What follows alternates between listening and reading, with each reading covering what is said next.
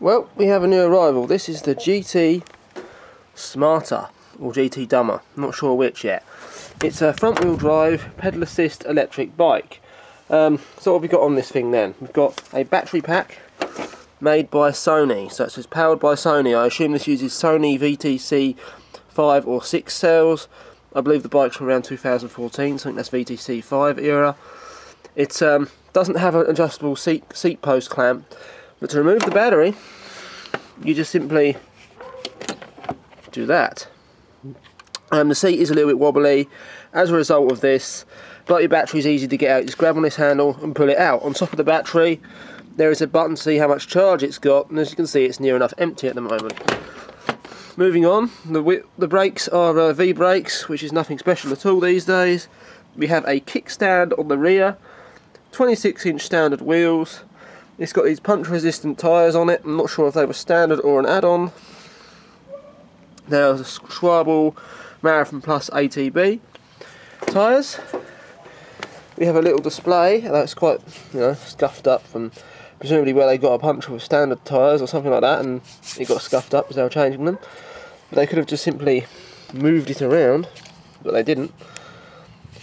See there how under no load it will show full battery almost all the time. When you get it under load, it will show the real reading.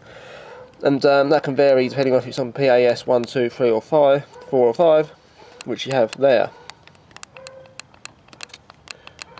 You have to press the buttons pretty hard in order to get them to actually do anything.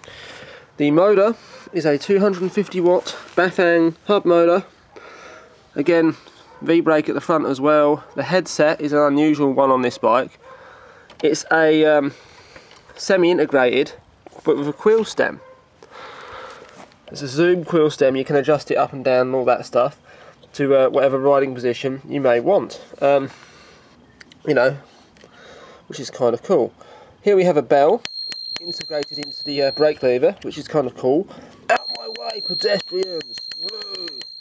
It has a micro shift 7-speed shifter. These are Shimano compatible as well, so you could run Shimano derailleurs on here like this one has got. It's running a Tawny 7-speed at the rear on a freewheel, a 44.2 front single chain ring.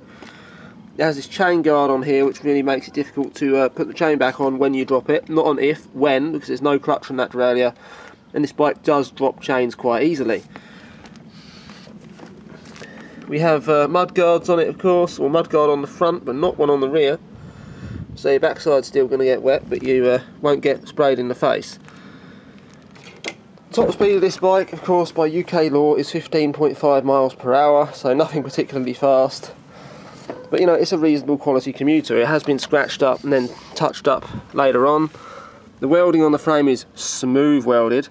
Everyone seems to think this is a big deal with the cycling industry. A lot of people go, oh, well, you can't see the welds. Must be really, really good. Nah, grinder and paint makes you the welder you ain't, so to speak. You get the grinder and you grind the top of the weld off. You fill it with a solution and you paint over the top. That's what 99.9% of cases this is. In fact, well, not 100%. If they haven't done that, it's usually its own forming process where it's cast in one piece. And the only company that really did that was Kirk, and they went out of business years ago, mostly because the foundry caught fire. They were a die-cast magnesium frame. You can imagine how epic the fire was. So yeah, that concludes the video on this Smarter, powered by Sony electric bike.